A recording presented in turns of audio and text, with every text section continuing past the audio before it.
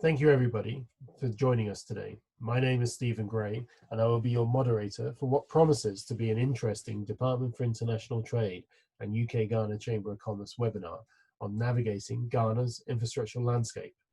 And we will be hearing directly from those who not only navigate but also shape Ghana's infrastructural landscape. This webinar is one of 6 sponsored by DIT. Your host today is UKGCC and is one of Ghana's leading international chambers of commerce, whose mission is to make connections and communicate regular advice to both British and Ghanaian companies seeking to do business and investments between the two countries.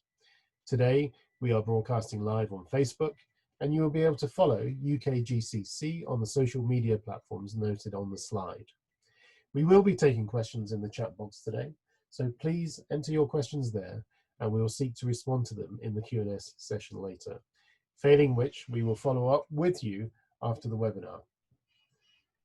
To set the context of why infrastructure is the focus of today's webinar, the Ghana Infrastructure Plan 2018 to 2047 aims to deliver an infrastructure platform that can support the achievement of a vibrant and prosperous economy in Ghana that delivers a GDP per capita of $60,000 by 2057.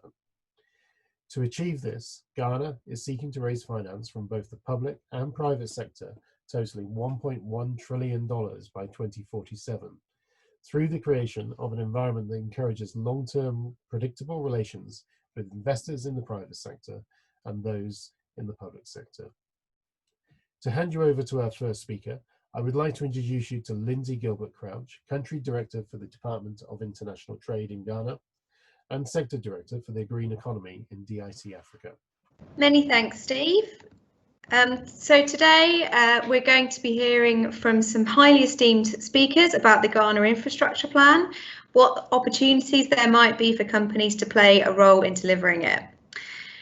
We're honoured to be hearing from Solomon Asamoah, CEO of the Ghana Infrastructure Fund, as well as from senior members of the global business community on their experience of delivering infrastructure projects in Ghana. Thanks to all of you for taking the time to share your expertise and experience today. At the UK Department for International Trade, we work to support bilateral trade and investment between the UK and Ghana, and focus on the export of goods and services, market access, as well as providing market entry services. We also work to ensure that this is all supported by appropriate financing options. Infrastructure forms a really important part of the UK and Ghana's partnership and is one of the cross-cutting themes of the UK-Ghana Business Council, our twice-yearly bilateral forum co-chaired by the Vice President and the UK Minister for Africa.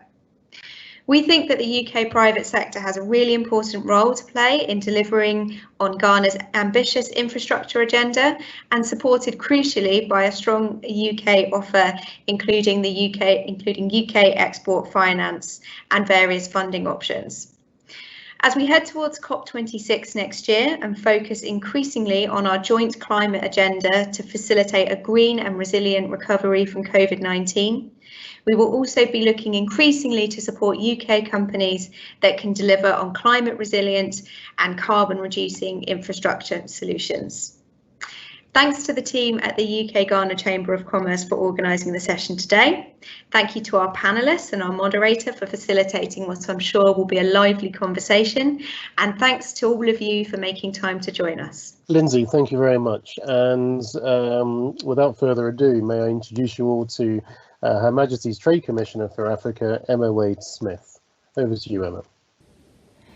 Hello, I'm Emma Wade-Smith, the UK's Trade Commissioner for Africa, and I am absolutely delighted to welcome you to today's webinar. This webinar series has been brought together by a partnership between the UK's Department for International Trade's Ghana team and the UK-Ghana Chamber of Commerce. And this series is not just designed to help you stay in touch during these difficult times, but actually to provide you with some practical information on topical issues. So this series is going to cover issues like business resilience, how to build back better, cleaner, greener, more resiliently, the opportunities that abound in Ghana on education, infrastructure, financial and professional services, how to maintain momentum on digital adoption, and indeed how engaging with diaspora can help you achieve your business objectives. As the UK's Trade Commissioner for Africa, I lead trade and investment teams across 23 African countries. We look at providing trade continuity, tackling market access barriers, and indeed promoting trade and investment opportunities. And Ghana is a really important business partner for us. We have a great long-term partnership between Ghana and the UK, and I know that we can do even better. I know that times now are tougher than most of us have ever experienced in our lives. And as part of the UK government, we, the Department for International Trade, are here to work with you to help you achieve your business goals. And hopefully to inspire more UK companies to think about coming to do business in Ghana. We are here to help. So the purpose of this webinar, and indeed the whole webinar series, is to share strategies, best practice, insights, and to provide a platform for questions, for discussion, and for sharing of knowledge. I do hope that you'll find today's webinar useful, and please do get in touch with the Ghana Trade and Investment team to follow up. Thank you. Thank you, Emma. And for those who would like to follow up on any points raised by Emma or Lindsey, I would encourage you to reach out to Lindsey and her team at the British High Commission in Accra. I would like to introduce our next speaker as someone who knows only too well Ghana's road infrastructure, having cycled the full length of Ghana just over a year ago under the Ghana Grants. His Excellency Iain Walker, the British High Commissioner to Ghana. Hello, welcome to DIT's webinar on infrastructure and how best to navigate the landscape in Ghana. Back in January, seems a lifetime ago to me, I'm sure it might to many of you too, we held the Africa Investment Summit in London, outlining the UK's ambition to be Africa's partner of choice for trade and investment. And a big part of that is about how we can really take forward that ambition in the context of infrastructure. Infrastructure itself has been one of the priorities, one of the 6 priority areas that we have been working on in the High Commission to support you and companies like yours when we bring together the UK government with the government of Ghana in our twice a year discussions between the Vice Presidents of Ghana and our Minister for Africa.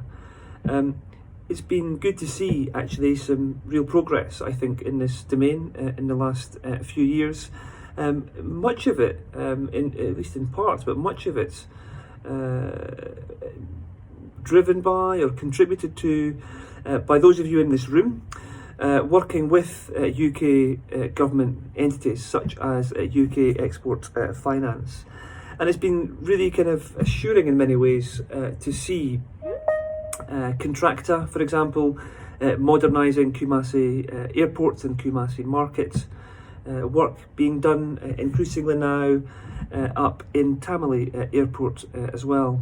BHM are about to start the road expansion project from Tema down to Aflao, and there's been recent announcements here in Ghana, you'll be aware, of the up in Tamale on the water purification plants as being developed by Bywater.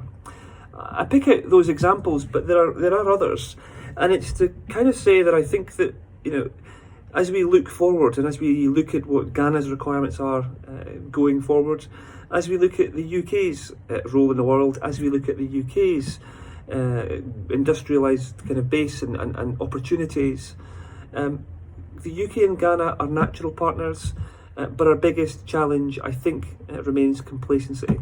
It's how do we prioritise, ruthlessly prioritise, and work with you to support you as you are looking forward.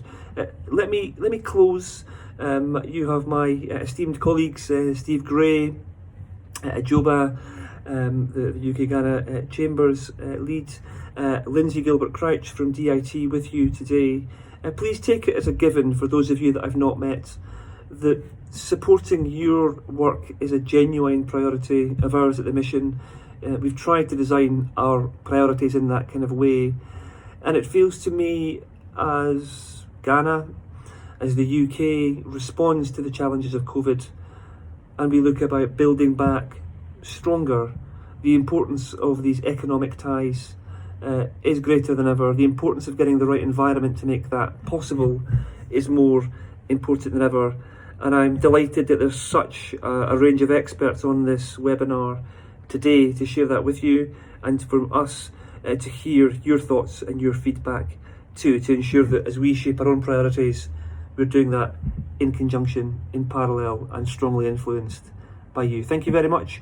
I hope it goes well, and I look forward to catching up with colleagues as we take this forward. Goodbye. Your Excellency, thank you very much for those words and highlighting the importance of the relationship between UK and Ghana. I would like to introduce you to our first presenter today, Solomon Asamoah, CEO of the Ghana Infrastructure Investment Funds.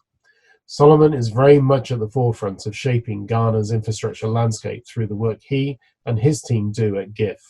And today, he will explain to us why GIF is and should be the partner of first choice to those seeking to invest in Ghana's infrastructure. So thank you, Steve, for those nice words and warm welcome.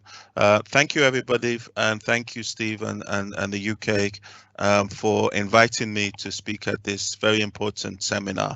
I'm going to cover the areas of infrastructure investments in Ghana from a few angles. Firstly, in terms of what the opportunities are. Secondly, in terms about how we go about identifying and most importantly, executing those opportunities. I'll also say a few words about the types of opportunities that are available. And I'll base all of this on the experiences of the Ghana Infrastructure Investment Fund, particularly over the last 3.5 years, where we've actually managed to conclude over 12 infrastructure projects and investments in Ghana, many of them on a public-private type of basis. So tying all of that together is what is the purpose of my presentation today. So can we have the next slide, please? So the problem, what is the problem that we're trying to solve? From the government's perspective, the problem that we're trying to solve is how can our governments help to unlock more private sector financing to fund the infrastructure deficits which exist in their particular country. Next slide. So the angle of this presentation is what can we do to attract more private sector outside funding into infrastructure. Basically, everybody understands that Africa has large infrastructure deficits, and there's a major impediment to development and also impediment to the quality of people's lives. The African governments have accepted and readily recognize that they do not have the capacity and the resources and the ability to fund all of the infrastructure that they need in their respective countries. So there is no debate anymore about whether the private sector has a role in infrastructure. That debate has passed. African governments have accepted the role of the private sector, and they have largely accepted the need for the private sector to have commercial tariffs, to be able to make profits, and to be able to, if they wish, take those profits home if they come from outside of the country. So those issues have been more or less addressed. However, despite many reforms that have taken place, we still have a shortage in the number of fundings that we raise from other sources to fund these infrastructure deficits. So how can the African accelerate that process beyond doing the necessary reforms? Well, Ghana is leading the way with a bold new initiative, which I like to kind of describe as an African government putting its money where its mouth is. And it's done that by creating a new type of investment vehicle, which will make investments in the infrastructure sectors. But it has one big eye on attracting international financiers or outside financiers or private sector financiers to partner with this institution and then invest in infrastructure assets in Ghana. Next slide, please. That vehicle which the government has put in place is called the Ghana Infrastructure Investment Fund, or GIF. It's a permanent investment vehicle established by the government of Ghana. They put in $325 million US dollars as anchor equity in that institution, with the purpose of acting as a catalyst to bring in other financiers into Ghanaian infrastructure projects. And I'm going to talk a little bit about how we go about doing that. Next slide. So a few quick facts about the Ghana Infrastructure Investment Fund. It was formally introduced in 2015. It's 100% owned by the government of Ghana, as I mentioned, $325 million balance sheet, but it has a unique governance structure in that it has a board which is made up fully of private sector individuals. There are no working government officials on the board of the institution, and the board is delegated with the power to make investment decisions. We are supervised by the government of Ghana under the Ministry of Finance, and we have an advisory committee chaired by the Minister of Finance who provides that strategic guidance for the institution, and they meet about once or twice a year. But importantly, they don't get involved in individual investment decisions, but they just make sure that the priorities that GIF is focusing on are aligned with the priorities of the government, which is very important. GIF focuses on economic and social infrastructure. Economic infrastructure is the type that you would expect for an infrastructure fund. I like to explain it as hard things that you can touch. Railways, roads, airports, ports, agribusiness, bridges, marine transportation system, logistics systems. These are the sorts of things that typical infrastructure will do, and that's what we try and focus on. But we also have, because we're owned by the government, we have a social infrastructure side, such as health, education, affordable or social housing, water and sanitation. Those sorts of areas we can also do as well, but we must do it on a sustainable basis. To date, we've been quite busy as an institution, and we invested $275 million of our own money, and we now have a portfolio of 12 transactions. But key in that is that for every transaction, every dollar that GIF has brought in transaction, we brought in $10 of other sources of funding for those projects. And that's a statistic that we're particularly proud of.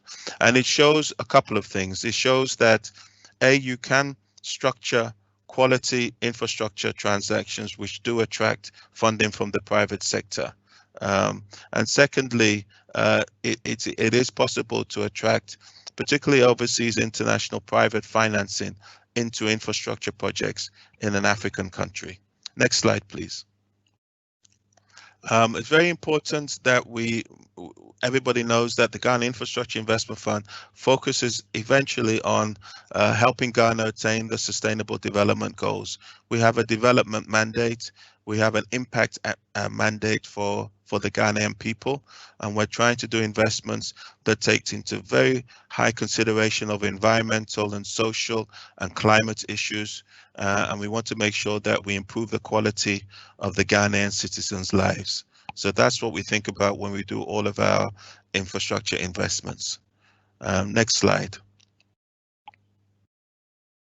And this is just a summary, if you like, of all of the activities that we've done. Now, to do 12 investment transactions in such a relatively short time, what we've had to do is we had to be extremely selective. And this is a very important point that I want to emphasize to potential investors looking at this. There are very many opportunities for private sector investment in infrastructure in Ghana, but it's not the easiest terrain to traverse. There are many projects. The projects have to be structured appropriately. You have to make sure that you have the right level of government support behind your infrastructure transaction. You also have to make sure that you have the right financing structure. And you also have to make sure that you're very familiar with the dynamics on the ground in Ghana. We as Ghana Infrastructure Investment Fund, we hold ourselves out to be a partner for people who want to take some exposure to the Ghanaian infrastructure sector. work with us, walk with us. We will be taking the same risks as you. We will be trying to close the transactions in the same way that you are looking at the transactions. And we are honest party between both the government and the private sector. And we think we play that role particularly well. So we think we're a useful partner for people to work with if they want to come to Ghana. So $275 million of our own money has been put into 12 transactions in Ghana. Total project costs for all of those transactions is 2.78 billion. So as I mentioned, we've got roughly a 10 times leverage on GIF's investments. We provide equity and debt and anything in between. So if a project needs additional equity, we would be available. If the project needs debt, we're also available to provide that. So we can complement the financing structure that's on the ground to make it more bankable and more acceptable to financiers. We have done transactions across a number of sectors, 7 sectors.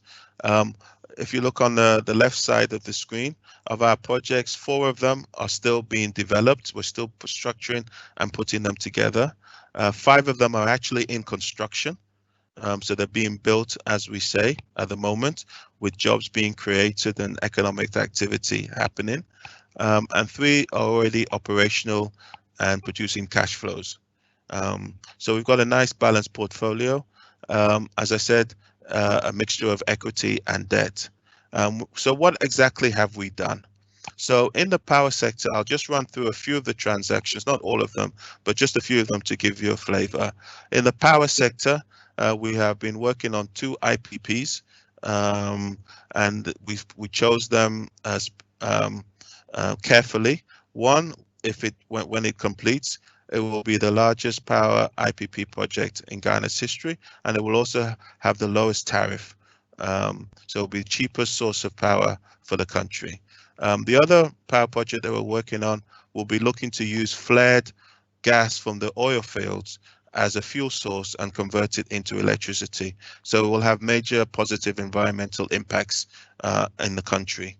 In the transportation sector, that's probably our busiest sector, where we were part of the new terminal, the airport terminal at the international airport. If anybody's traveled to Ghana in the last 2 or 3 years, you'll see the new terminal that we have. We were part of that transaction. We're also doing a major port expansion at Takoradi Port, which is the second port of Ghana, where it's a $500 million total expansion. We're doing the first phase of 200 million, and we brought in some international investors to also to partner with us as we do that transaction. That is in construction as we speak at the moment. In the ICT sector, we looked carefully at that, and we recognize that mobile or voice is not really the constraint. The private sector is happily financing those, so we don't need to play in that space. But what is the constraint is really the high cost of broadband and data transmission. If anybody spent any time in Ghana, you'll know that our internet charges are quite high relatively, and we don't always provide the best quality broadband services. So we've invested in a company that's laying over 1,000 kilometers of fiber, terrestrial fiber, along the western corridor of Ghana, and this will be a wholesale play which will sell that increased capacity to the wholesale telecom companies and the large corporations, and hopefully it will both improve the service and lower the cost eventually to the end consumer. And this is important because one of the things that COVID has taught us is that a lot more things are happening online than before, such as this conference. So we think it's a timely investment. We've recently done our first investment in the mining sector, a gold mining project, and clearly gold and Ghana go hand in hand. It's important for us to try and make sure that Ghanaian institutions play a more active role in the mining sector and increase local participation. So that's a very important area that we bring to the transactions that we're doing. We're also looking at the oil and gas sector in terms of particularly the domestication and the national uses of gas from the gas fields to the consumer on the ground. So we're looking at domestication and resources of gas in the country. In the tourism sector, we've looked at two major tourism projects. One of them is a major hotel, which will be really looking at the extended stay market. So as well as having rooms, 200 rooms available, it will also have 150 fully furnished apartments attached to the hotel as well. That's really looking at the extended stay market, because there's a lot of business people that come to Ghana and stay longer than a week, but less than 6 months. Too long to stay in a hotel room, but too short to rent an apartment. We think that this will attract that important segment into the market. In the aviation sector, aviation sector, as I mentioned, the airport terminal that we've done. So this gives you a sense of the breadth of the types of transactions that we've done. And I would say a few things to talk about this. Firstly, how we structure the transactions is very important, that they meet the robust requirements of lenders, and GIF has a very important role to play with that. Secondly, the interactions with government when you're doing infrastructure projects are extremely important. It's extremely important that you get the right support from government, but it's also important that government also understands there are certain things that they have to do to be able to unlock private sector financing. So this bringing together between public sector and private sector, we feel that GIF is ideally placed to try and make that happen and make sure that the relationships between public sector and private sector are smooth, and it's a win-win situation on both sides. What we've also tried to do as a Ghanaian-owned institution is to increase the level of local participation. Every sponsor that we've backed so far has been a Ghanaian sponsor, and we have, if you like, a little motto that we're trying to develop world-class projects with Ghanaian sponsors in Ghana. So we're trying to make sure that we lift the bar and there's greater participation by Ghanaians in infrastructure assets in the country. Next slide, please. This is a section of the pipeline of projects that we have. We have a very rich pipeline, and there are many additional transactions that we are working on right now as we speak, and we would welcome the participation or the input for additional financiers or potential sponsors who would like to participate. We continue our work in the port sector. In the toll road sector, this is an area there's been a lot of discussion in Ghana. We're going to be pushing to be part of the solution to make sure that these toll roads actually happen, and we can play a strong role in that. There's going to be logistics work that we can do. The mining sector, I've mentioned. The aviation sector, I've also mentioned. And the transportation, we're also looking at a mass transportation system for Accra. It's very important that we don't allow the congestion of our cities to really impede economic activities. Some climate-friendly, sustainable ways of moving people around the city efficiently is definitely something that needs to happen, and we're looking at options in that particular area. Affordable housing, social housing is also a desperate need in the country, and we aim to be part of that solution as well, making sure that the new structures that we put in place, as well as being affordable and meeting the standards, the cultural standards that Ghanaians require for housing. We also want to make sure that they're climate friendly, that they're sustainable, that they have solar, that they use renewables, that the water treatment is recyclable. We want to make sure that these houses are houses for the future, modern looking, and we think we have a role. We have a couple of transactions which we're ready to bring to the market shortly in that particular area. Renewables in the power sector is a big area, a big focus moving forward. Ghana is in that very funny situation where we actually have an excess of power at the moment in generation in the country, but that's not going to last particularly long. Probably last for another couple of years or so. So we need to make sure that we introduce new power sources into the country, and we need to make sure that they're renewable and they are modern and efficient and improve the overall sector. In the ICT sector, we will continue to look at ways that we can lower the cost and increase the access, particularly for data. We have a burgeoning IT sector. We have a lot of innovative, digitized entrepreneurs, and we need to make sure that we provide the basic infrastructure that they can build upon and allow them to flourish. So all of these areas we are working on, and we make sure that all of our transactions are structured in a way to unlock other sources of money. We actually work from a basic rule that we are unlikely to be the only financier in a project. So if we can't convince another party to come along and finance with us, we suspect that there may be something maybe not right with that project. That means that we have opportunities for co-financiers for every project that we do. And we're looking for financiers and sponsors to work with. Next slide, please. So some of the traits behind our success so far at GIF is we are unashamedly 100% owned by the government of Ghana. We think that's extremely important and is desirable. We work closely with the government's priorities. We want to make sure that the infrastructure projects that we do or attempt to do are fully supported by the government. And that's we see as a very much a plus side for us. We are strongly capitalized, as I mentioned, $325 million, all equity. We don't even have any debt on our balance sheet at the moment. So we're very well strongly capitalized. We have strong governance behind us. So you can be sure that the transactions that we do are well structured and meet the needs, and the funding goes to where it's supposed to go.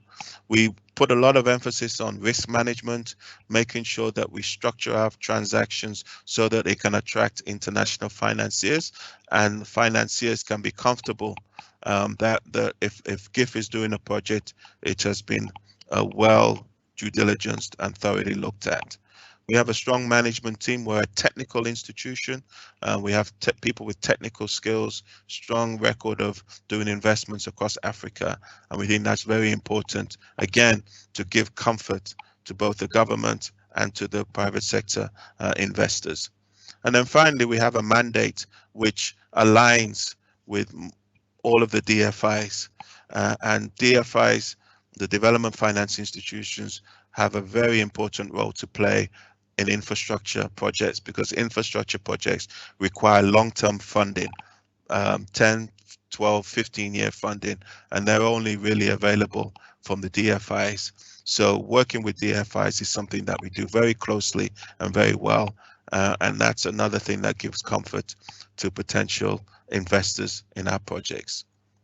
And so I will end with the final slide, which, if you like, next slide please, which summarizes really what we as an institution are trying to do. We are quietly, without a lot of fanfare, addressing Ghana's infrastructure deficits, and we're doing it through investing in well-structured projects that meet the need and provide commercial returns for our investors and our co-financiers. And so if you're interested in investing in Ghana or you have appetite, please come and talk to us. We will work with you, we will walk with you, we will invest with you, we will take the same risks that you take, and we will hopefully make money with you and for you. With that, I'd like to end, and thank you for your attention, and I'm available to answer any questions that anybody may have. Thank you very much. Back to you, moderator.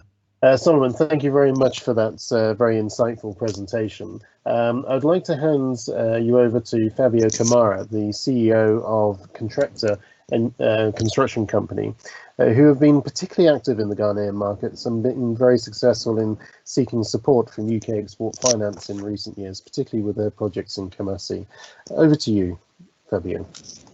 Okay, thank you, Steve. Thank you for the invitation so that we can share some of the details of our experience in Ghana. Basically, Contracta, I founded Contracta back in 1996, so 24 years ago. And we have a Brazilian origin, so from 96 to 2011, We focused in infrastructure projects here in Brazil. And then we started in 2011 our ventures in Ghana. So in 2012, we executed the first project for the Ghana Air Force. Back then, with the support of the Brazilian Export Agency. Followed by another project in 2015, which was the Kumasi market, the phase 1, which is already inaugurated. And we started that in 2015. Our strategy in Ghana, as also here in Brazil, is to do the complete work for our projects. So we usually acquire all the equipment and we employ directly all the manpower, so we can have total control on quality and also on the time for execution.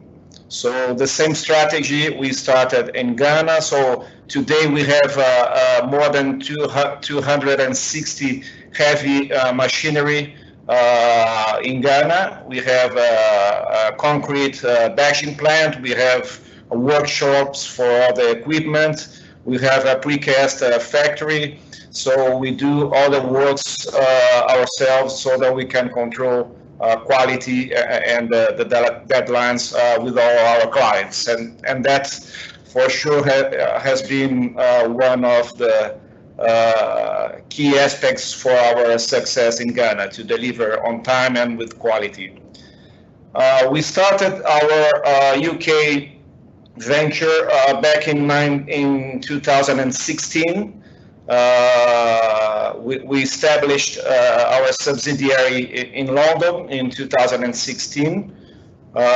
Today we have an office in London in Chancery Lane, where we have all our procurement department and also administration departments. So from there we can source and supply most of the materials and services that we supply from the UK to our Ghana projects.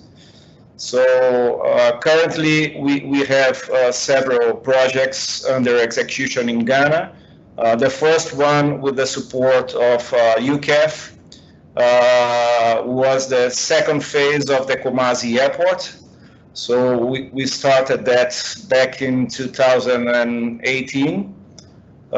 So that was our first project with the support. That project is financed by Deutsche Bank with the support from the UK Export Finance.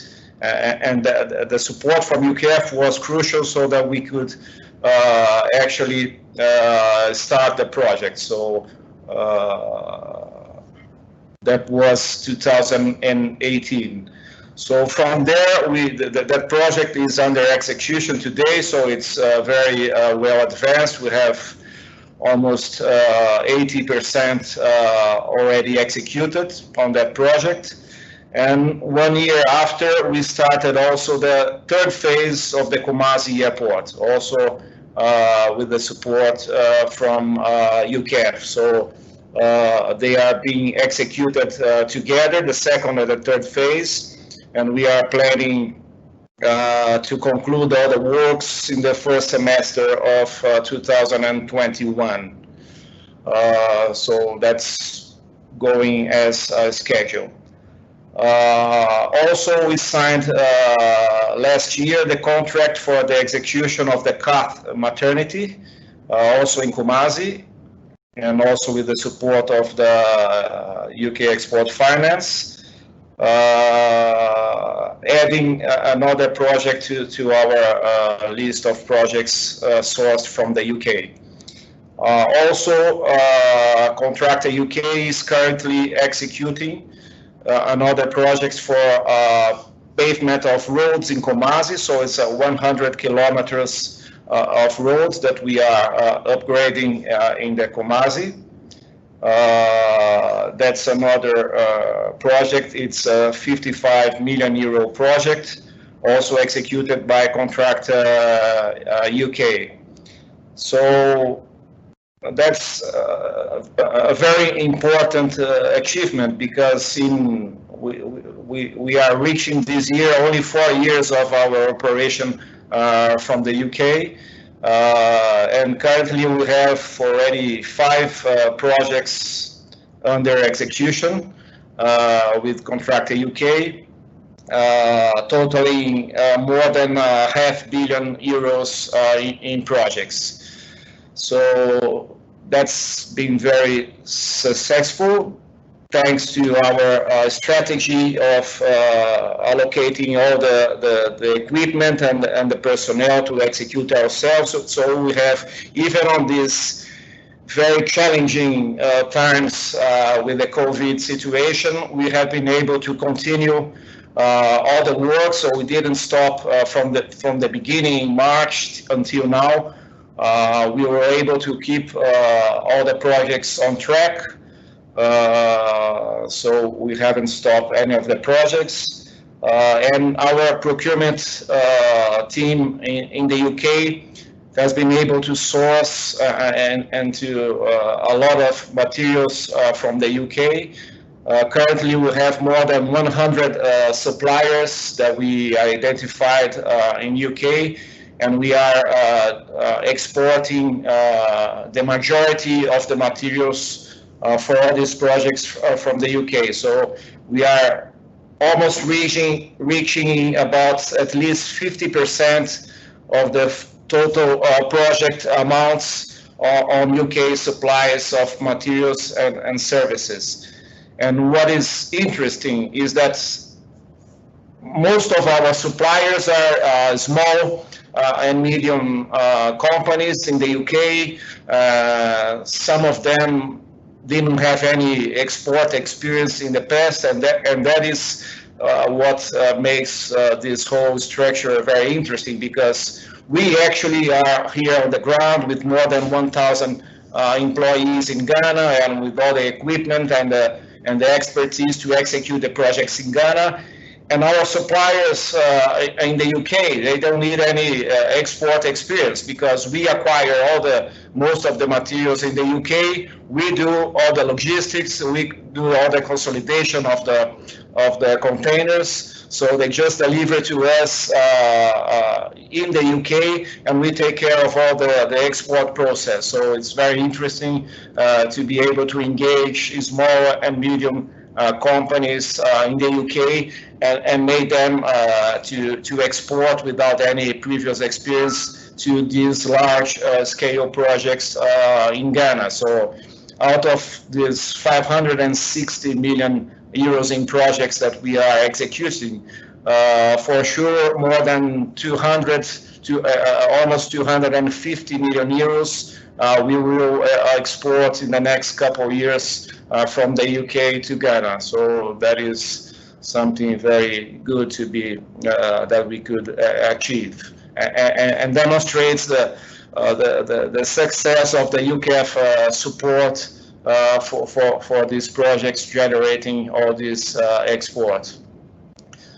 So I think that gives a brief of our history in the last 8 years in Ghana, and later we'll be open for any questions and to any further details that could be interesting for the audience. Thank you for the opportunity. Fabio, thank you very much for that, and very informative discussion.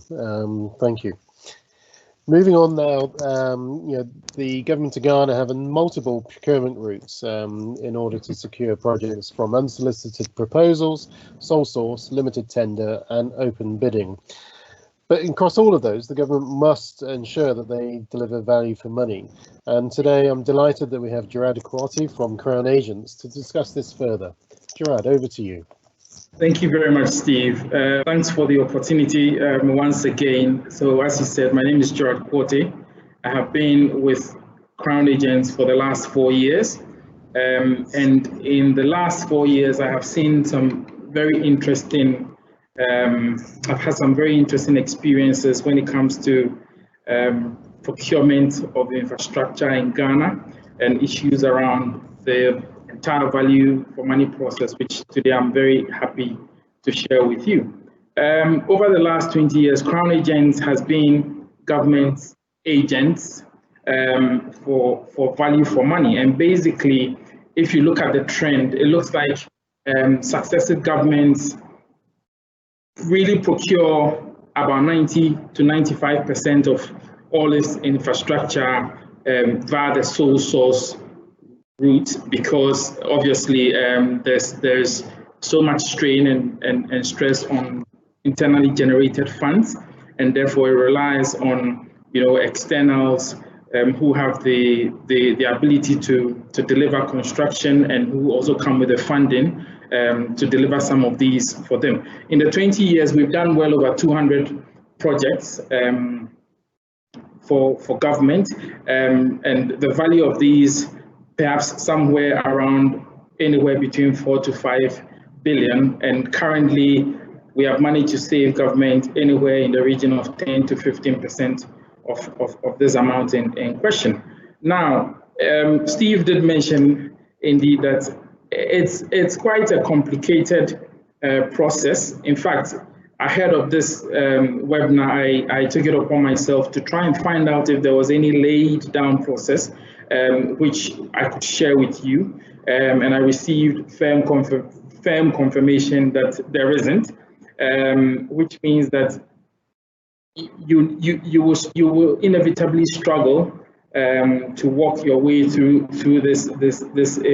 this whole process, and then finally at the tail end, when you have received parliamentary approval, there comes this unexpected value for money process. So my objectives basically for today is, look, let's try and see what the framework of the process looks like. I will run you through what we would look for in a value for money assessment, so that it helps you prepare, for this at the tail end.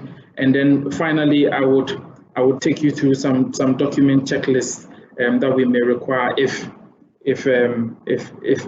you make it that far. So kindly go to the next slide for me. Fantastic. So this is in no way, as I said, the official process, but in my experience, this is typically what happens, where you have government of Ghana, who may have for themselves a set of priority projects, and they will reach out to the market to look for EPC, contractors and suppliers to come and deliver. Sometimes as well, as Steve rightly said, we would, contractors are at liberty to approach government directly with what they can do. When there is an agreement between the two in terms of, the process and how to take it forward, the next phase has to do with the EPC contractor submitting a proposal and a term sheet to the ministry, and then the ministry will then in turn, forward this on to the Ministry of Finance. Then Minister of Finance would give this to the debt management office, often if it's debt related. They would do their reviews, they will check the term sheet, make sure that they are happy with these things, and then they will return it back to whichever ministry it is, be it health, education, or what have you. Now, the proposal is then moved on to cabinet, where there is a review, and if cabinet again is happy and approval is given, it moves from cabinet on to the parliamentary committee for finance, and then the parliamentary committee for that particular ministry in question. They will sit on it, deliberate, and if they also approve, the proposal is put before Parliament and then is voted upon. So this, for me, is just a framework, is a general structure of how things flow to get approval for these. And I do appreciate that, depending on what the specific situation is, you could have many variants of this. But I think that this is a good description of the process, and I hope that it actually it actually helps. So once it's approved by Parliament, it moves back to MOF, where the whole value for money process would begin. Can we go to the next slide, please? Okay, so value for money, by just a very brief, definition, is the optimum balance of whole life cost and quality to meet the end user's requirements. There are three main things that we look out for in every proposal that we look out, that we assess. Now, it has to provide economy. So in terms of the cost, when it's compared to what is on the market, it needs to deliver value. And in terms of the technical proposal itself, it has to be an efficient solution that is being proposed without much waste. And finally, whatever is delivered and implemented must be effective. Now, to achieve value for money, we believe that it starts with a clear definition of requirements from the employer. However, often than not, you realize that the ministry or the government are not particularly clear, or they have not defined these very well, which makes the whole value for money process a little bit of a challenge, because at value for money, basically what we are doing is we are comparing what the employer is looking for and how much he's paying versus what the contractor is charging and what he is delivering. But if the difference is murky, it makes our work kind of difficult. We also look at the conditions of the contract because it's about balance of risks, and just to make sure that all parties are protected and that the intentions of the employer is actually achieved. We look at the qualification of the contractor. If you could actually move to the next slide, I think I would like to talk very briefly about what we look for. So there are three main things we would seek out in every contractor who seeks to do business for government, which is that their financial standing must be strong. Often we will look at 3-year financial statements and satisfy ourselves that it's a going concern and that this balance sheet can actually support the project that it wants to deliver. That raises the obvious question of, what about new companies? What about companies that are set up today for specific projects? I think that we assess these things on a case by case basis, and then sometimes we would encourage things like having joint ventures with parties that are that have stronger balance sheets, or we may ask that you provide evidence of your ability and your financial wherewithal to be able to deliver this project. That leads me to my next point, which is access to liquidity. So you must have access to liquidity, and the main reason why we do this is that in the past we have seen that some contractors come in expecting that government will give them 35, 40, 50% advance payment to go and use in delivering projects. I think government really wants to move away from that, and strictly it's looking at 15%. is not varying it for anyone. I think probably in the last 10 VFMs, every single person who has come through has not gotten more than 15%, because you need to demonstrate your ability. Finally, we look at your relevant experience, and we ask that in the last 5 years, you provide us at least 5 projects that you have undertaken of a similar nature, up to 60% of what you are bidding for. Again, where this lacks, it's a hard rule, but we may have some level of flexibility where we may say, okay, we could judge you based on the caliber of the CVs, and also perhaps if you have some subcontractors who have good experience, we will look at it. Next slide, please. Okay, so the next has to do with the conditions of contracts. Often when people hear value for money, the only thing they think about is the cash and how much they are going to take away as the total contract value. But very important, or perhaps equally important, is the conditions of the contract. That's your GCC and then your PCC. And this is just to make sure that, look, the risks are balanced on both sides. We also look at commercial terms, and commercial terms is not to just favor government. Commercial terms is also to ensure that we are placing the contractor in a position where he can deliver this within time without stress. So I've seen several examples, for instance, where it's obvious that perhaps the 15% advance payment may not be sufficient, and we have structured things like the payment schedule to accommodate for a little bit more ease at the beginning of the project, to allow the project to to continue. So next slide, please. Okay, so for every project, thank you. For every project that we do, we bring in external experts. If recently we did a project for the Ministry of Defense, and we had to get people in that sphere who have years of experience to advise on the technical specifications. Every single project is different, so we go out, we shop for the best quantity surveyors, architects, engineers who are versed in that particular area, to look at what the contractor is offering in terms of his technical specification, and then to approve it or to suggest an alternative. Then the final has to do with the contract price. Here, what we basically do is we would ask every contractor for a BOQ, your bills of quantities, and then we will go out there on the market, and we will find comparative prices from the source and the origin of these, and compare them to what the contractor is requesting, and we will try as much as possible to ensure that at arm's length,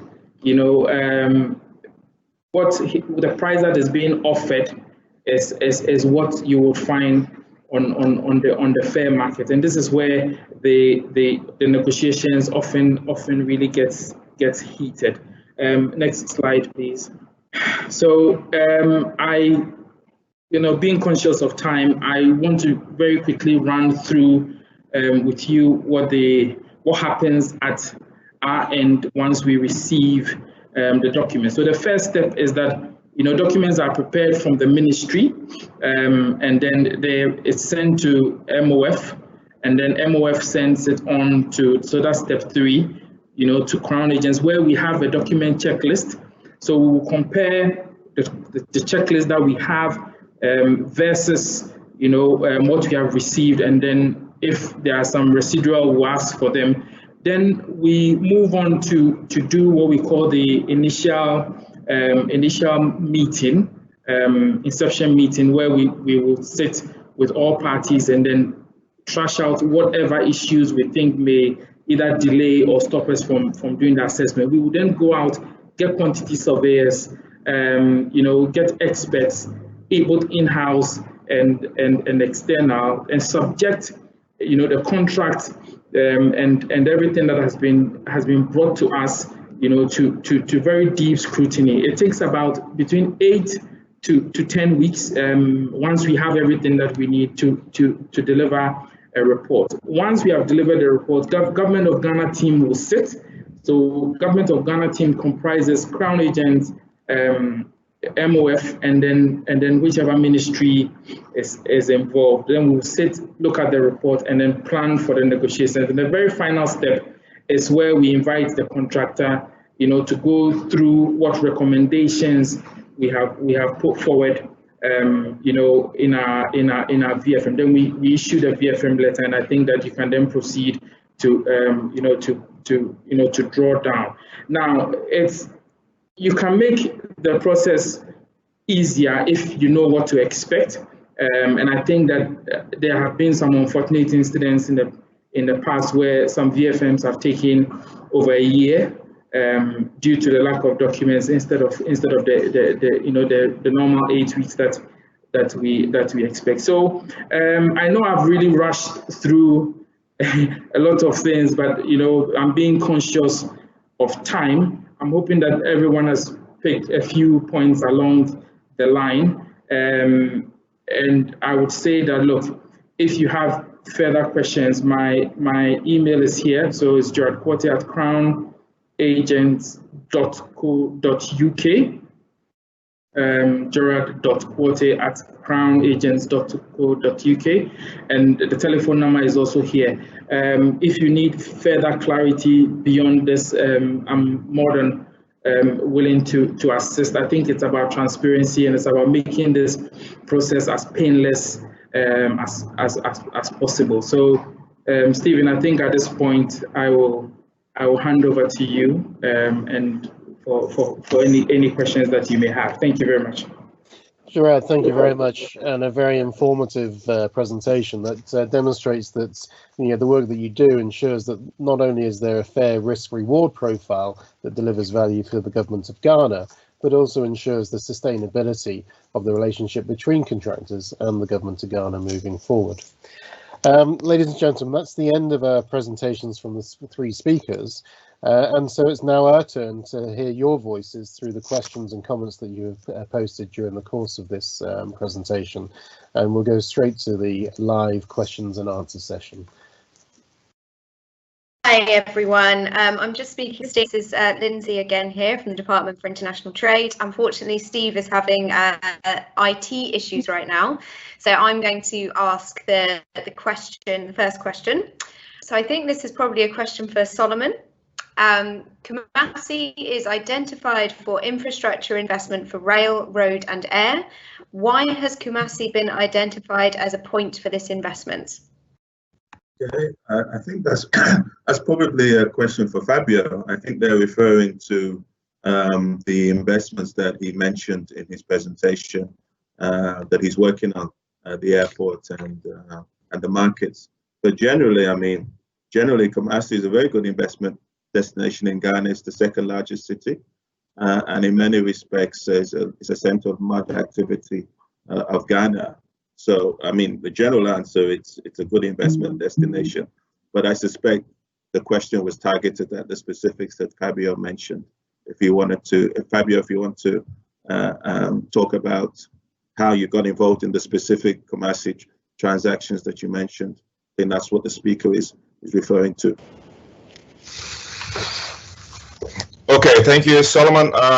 Basically, we started today our strongest base is actually in Kumasi. So as you mentioned, Kumasi is the second largest city in the country, and it's a very important commercial hub to Ghana. So when you look at all the road system, most of the roads come from the south, from the coast, and go to Kumasi, and from Kumasi they divert to the north of the country. So it's a very important hub for any commercial activity. So that's why the Kumasi market, which is one of the largest in the country and in the whole western region, was elected to start this investment in Kumasi many years ago. So today we have the first phase already inaugurated. It has more than 8,000 shops. It's fully operative, and we are now executing the second phase, which will add 10,000 more shops to the market. So also the airport today basically only receives international flights. So the intention with the expansion of the airport is also to have commercial, international and regional flights going straight to Kumasi, also adding more connectivity to Kumasi. So it's Accra is more developed, and now Kumasi, being the second largest city, is getting this new investment cycle, so that it can get more infrastructure and attend the demand there. Thanks very much, Fabio. I have a question that is definitely for Solomon this time. which is the procurement process is complex. What advice would you give to companies trying to navigate it? Okay. All right. I think the issue is understand the processes as was outlined, and also for me as an investor and a financier and a person that backs sponsors and speak to investors looking to invest in Ghana all the time, understand who's funding your project ultimately. So if your project is being funded by the government of Ghana, it's very important that ultimately you make sure that you have the full support of the Ministry of Finance, because ultimately the processes will probably need them at the end of the day, but work very closely with the minister. So if it's a government funded project, understand the process and the procedures to get the necessary approvals. If it's a project that's ultimately going to be funded by the private sector, i.e. the funds needs to be raised from the markets, then you have a different approval process and a different things that you have to identify. If it's a public owned asset which is being given a concession, so a private sector party is being allowed to either build it or manage it, then you have a slightly different process, often even linked to the PPP process in the country. So I think my first advice is understand ultimately who's funding your project, and then you will know the process. If it's a project that's going to be funded by the private sector, which is more the types of projects that GIF gets involved in, then we're going to give you the sorts of criteria that lenders will require. They will look at things like your financial structure. Is there too much debt in the project? Is there enough equity? Who owns the project? Who will be managing the project? What is the market reach that you're trying to solve? And how will you get repaid from the market? So those sorts of issues from a financing perspective from the private sector is something that we would focus a lot of attention on. Because ultimately, the way we look at it as GIF is that if you can't raise the funding to do the project, you'll likely be spending a lot of time before you actually close the transaction. Thank you. Lindsey, could I just add a few points to what Solomon said? I think that also from a practical point of view, so I just share the various steps along the way. Now, if you are accustomed to how things work here practically, don't expect things to move by themselves. Okay, so you will have to follow the process each step of the way, and constant follow-up, chasing and things like that, so that you can move it a little bit quicker along the way. If you leave it, yes, it will probably not happen in the time that you intend and expect it to. Thanks very much for that. Anything to add, Fabio? As we have been experiencing in the past almost 10 years that we are in Ghana, it's and as we could see from both presentations, it's a very long process. So really, the advice from Gerard is very important. So you have to actually keep up following all the process. Usually starts in our case for these large infrastructure projects, starts from the engineering department on preparing a very good technical proposal, then on the commercial discussions. Then you have also all the requirements from the finance regarding the environmental aspects. So you also need a very well elaborated environmental and social impact assessment. Then you have all the bureaucratic process on cabinet and parliament, finally to the contract signature, and then crown agents come and we start all the VFM discussions. But after all, it's the necessary process that's so that everyone can be comfortable and assure the best quality project at the best value for so that everyone is comfortable by the end and everyone have a very successful project by the end.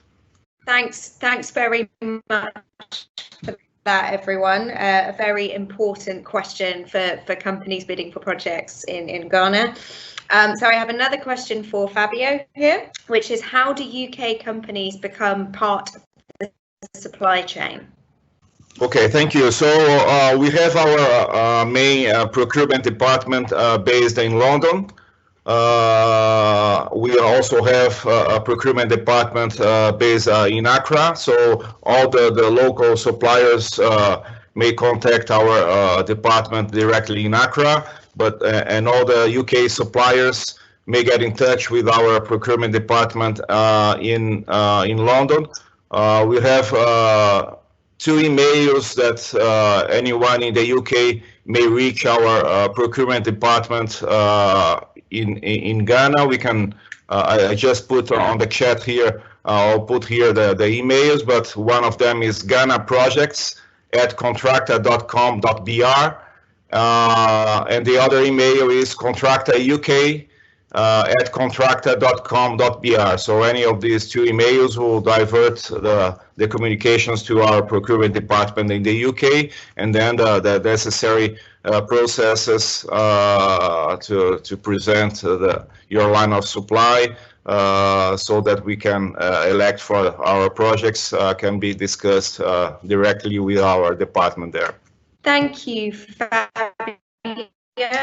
And now I have a question directed to all 3 of you. What advice would you give to a UK company that has not visited Ghana but is considering doing business there? And I'd like to start with Gerard on that one, please. Oh, I think maybe his camera has frozen. In that case, Solomon, do you have any advice on that, please? Yes, I think a very good starting point is the Ghana Investment Promotion Center, GIPC, headed by my good friend Yofi Grant. They will give you a very good initial overview of the investment opportunities and some of the and help you navigate through the landscape that is Ghana. I think you'll find them very welcoming, very open, and depending on your area of interest, they'll be able to direct you to relevant parts within Ghana that can probably give you the best information. If you're looking at infrastructure, pass through my office. Thank you, Solomon. And Fabio, do you have any perspectives on that? Yes, thank you. So in our case, as we are part of several very large infrastructure projects, I think the most important aspect is that we can consolidate small and medium enterprises from the UK. They don't need to any previous experience in export.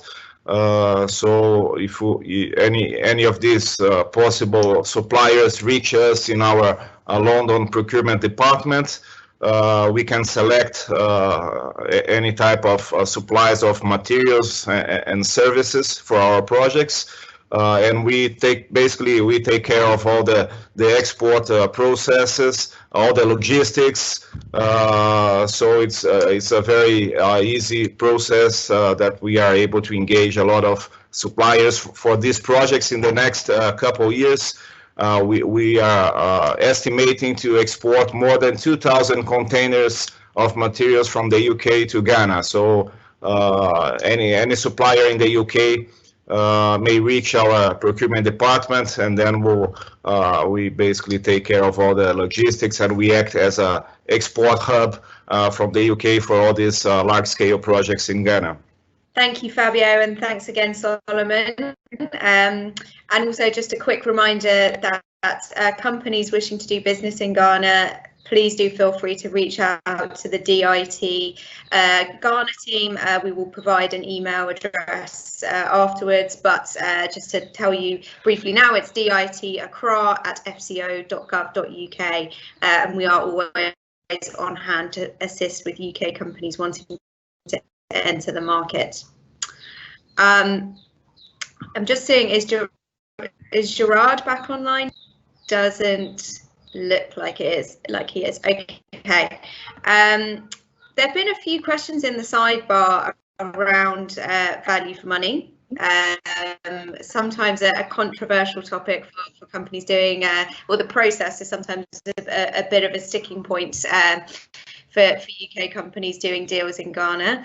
I was wondering if we're aware, if anyone on the line is aware, if there are ministries that also do in-house value for money.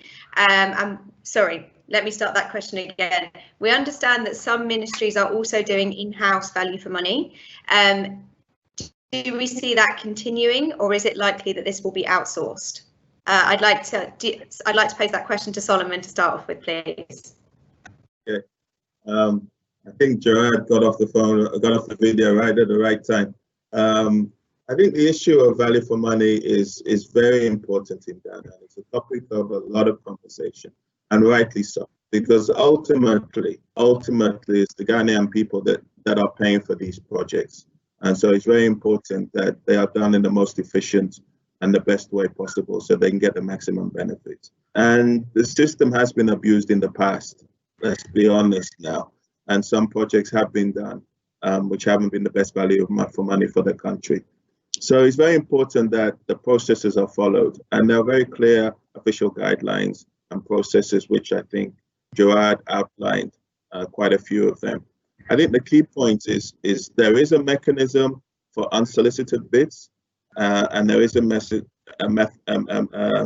or process for bids where there's a bidding competition. And I just think we just have to follow the rules in either case.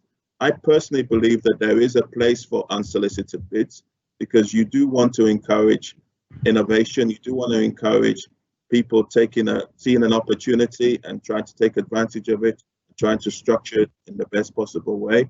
So I don't think we should close that completely, but we should just make sure that the process is followed and there is a true value for money test applied. In the private sector projects that we tend to finance, we look for those in a number of complicated ways, but ultimately very simple ways, which is there are usually benchmarks for how much a kilometer of road should cost, or any of these projects that are done. We call them under the EPC contract, the contractor doing the work. The pricing and the cost ultimately should be relevant to international benchmarks, and that's the best way to ensure that you can get value for money. That can be done in a competitive process, or it can be done in a process where you measure the final cost against, as I said, international benchmarks. So I think the process that needs to be followed should be followed, and I think we can all be assured if those processes are followed that we are getting value for money in Ghana. Thank you, Solomon. And absolutely a value for money process that ensures that the best value possible is achieved for the people of Ghana is something that we are 100% behind. So great to hear a bit more about that, and good that UK companies can understand a bit more on how to navigate the process. So I'm going to go to one final question now to Fabio before I hand back over to Steve for the wrap up, because I understand that he is now back online. Fabio, when you approach your local office as a supplier, you are asked to deal with your UK office, which is often difficult to do. How can local suppliers participate in the supply of machinery, capital equipment to your projects? Thank you for the question. We have actually our procurement department in Ghana. We have a very large team also in Ghana, and most of the requisitions from the sites, they go to our procurement department in Ghana, and then this department diverts the requests for the specific team. So we have the team in the UK, which procures all the UK supplies, and we have our local team also based in Accra, which handles all the local supplies. So you can get in touch directly. If it's a local supply, you can deal directly with our team in Accra or in Kumasi. So I just put on the chat the two emails that you can reach our procurement department, and then they can divert you to the correct team, which handles either the UK supply in case of UK exports, or the local team, which handles all the local supplies for the suppliers in Ghana. Fabio, thank you very much for that answer. And ladies and gentlemen, we're mindful of time coming to the end of today's webinar. And firstly, I would like to thank all the speakers today for their time and the insights that they've offered everybody today. But for me, there's a number of takeaways from those that we've heard today. That one, there are a significant number of opportunities in Ghana in the infrastructure space, and there is a local partner for investors available who are able to assist in managing the political risks associated with developing infrastructure projects in Ghana, but also able to bring real capital to the table as an equity or debt provider. We've heard from Contracta, who have clearly demonstrated that with the correct strategy, you can build a significant and sustainable business delivering infrastructure services in Ghana. And they're also looking for supply chain partners in Ghana and in the UK to support their projects moving forward. We've also heard from Gerard today from Crown Agents, who assist the government to ensure that the government are able to demonstrate value for money in the projects that they contract, and the need for those that are contracting with the government in that stage to ensure that there is sufficient information available for them to complete their work quickly. For the UK companies seeking to enter the Ghanaian market, DIT is available to support their entry into the market, as Lindsey just mentioned, and we would encourage you to reach out to Lindsey and her team at the British High Commission. And finally, I'd like to thank the UK Ghana Chamber of Commerce for hosting this event today. And for those who are interested in joining the Chamber, I would encourage you to contact Joba and her team, either by visiting their social media platforms or contacting them at the email address shown on the flyer for the events. But ladies and gentlemen, thank you very much for today's for joining us today, and we look forward to welcoming you at the next DIT-UKGCC webinar. Thank you.